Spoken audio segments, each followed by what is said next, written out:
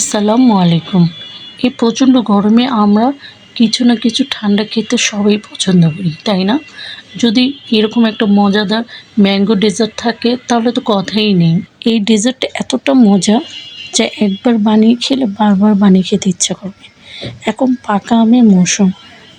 এই পাকা আম থাকতে থাকতে একবার হলে এই ডেজার্টটা বানিয়ে খেয়ে দেখবেন, খুবই মজা। চলুন কথা না বাড়িয়ে ডেজার্টটা তৈরি করে নিই।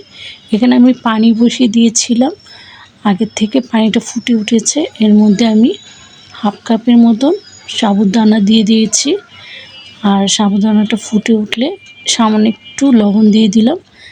এটা ভালোভাবে সিদ্ধ করে নেব। এখন সিদ্ধ হয়নি, যখন দেখবেন স্বচ্ছ কালার হয়ে গেছে তখন বুঝে নেবেন সাবুদানাটা সিদ্ধ হয়ে গেছে। এখন আমি একটা স্ট্রেনারে ছেঁকে নিয়েছি।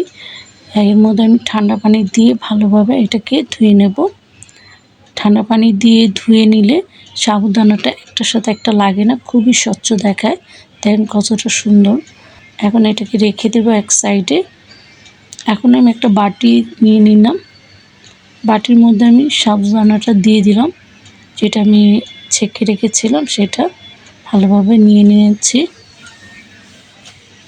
নেওয়ার পর এর মধ্যে আমি দিয়ে দেব একটা পুরো পাকা আম কেটে নিয়েছি ছোট ছোট টুকরো করে। তার মধ্যে দিয়ে দেব কিছু জেলি। এগুলো আমার বাসায় আগে থেকে তৈরি করা ছিল। আমি 1 কাপ পানির মধ্যে আগার আগার আর চিনি দিয়ে সাথে ফুড কালার দিয়ে দিয়েছি, ব্লু কালার। সেটা দিয়ে ভালোভাবে সেট করে এটাকে আমি ছোট ছোট কিউব করে কেটে নিয়েছি। এটা অপশনাল, দিলে দিবেন, না দিলে সমস্যা নাই। আরেকটা চেরি বানিয়েছি 1 কাপ দুধের মধ্যে আগার আগার আর চিনি দিয়ে ভালোভাবে সেট করে ছোট ছোট কিউব করে কেটে নিয়েছি। এই দুইটা আমার বাসায় আগে থেকে তৈরি করা ছিল, সেটা দিয়ে দিলাম।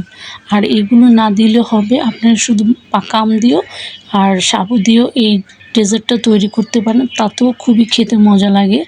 আমি হাফ লিটার দুধ চিনি দিয়ে ভালোভাবে চাল দিয়ে ঘন করে ফ্রিজে রেখে দিয়ে দিয়েছিলাম, সেটাকে এর মধ্যে ঢেলে দিলাম।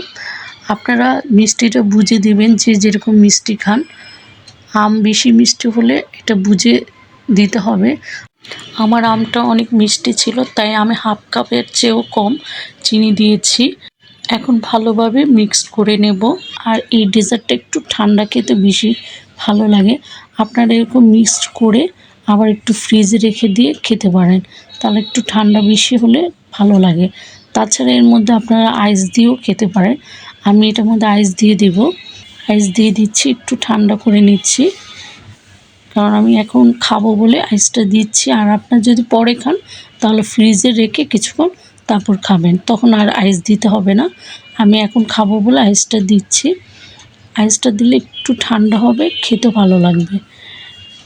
আর আইসটা দিলে একটু পাতলা হয়ে যাবে, তার জন্য আমি একটু এর মধ্যে গুঁড়ো দুধ দিয়ে দেব। এখন গুঁড়ো দুধ দিয়ে দিচ্ছি। গুঁড়ো দুধটা দিলে একটু ক্রিমি ক্রিমি ভাব আসে। আর তাছাড়া এখানে আমি আইস দিয়েছি, একটু পাতলা হয়ে গেছে, তাই গুঁড়ো দুধটা দিয়ে দিয়েছি। আপনারা গুঁড়ো দুধ দিয়ে মিক্সড করে একটু ফ্রিজে রেখে খাবেন, এটাও বেশি মজা লাগে। এখন আমি খাবো বলে তাই আইসটা দিয়েছে। আর আপনারা যদি পরে খান ফ্রিজে রেখে, তখন আইসটা দিবেন না, তাহলে বেশি পাতলা হয়ে যাবে। তাই গুঁড়ো দুধটা মিক্সড করে আপনারা ফ্রিজে রেখে দিবেন, দেখবেন পরে বের করে খেয়ে কতটা মজার এই ডেজার্টটা। এটা যে কোনো অকেশনে আপনারা এটা তৈরি করে খেতে পারেন। তাছাড়া এটা ঈদে তৈরি করে রাখতে পারেন। আর আমের সিজনের সময় তো এটা অবশ্যই তৈরি করে খাবেন, খুবই মজার এই ডেজার্টটা। একবার হলে বানিয়ে খেয়ে দেখবেন কেমন। আর যদি ভালো লেগে থাকে ভিডিওটা অবশ্যই একটা সাবস্ক্রাইব করে দেবেন, লাইক শেয়ার কমেন্টস করবেন। আপনাদের একটু খেয়ে দেখাচ্ছি কেমন হয়েছে। অসম্ভব মজা এই ডেজার্টটা, এই গরমে ঠান্ডা ঠান্ডা খুবই মজা। অবশ্যই মেহমানদেরকে এভাবে বানিয়ে খাওয়াবেন, মেহমানরা আপনার প্রশংসা করবেই। আর অবশ্যই বানিয়ে খেয়ে আমাকে কমেন্টস করে জানাবেন কেমন হয়েছে। আজ এ পর্যন্ত, সবাই ভালো থাকেন, সুস্থ থাকেন, আল্লাহ হাফেজ।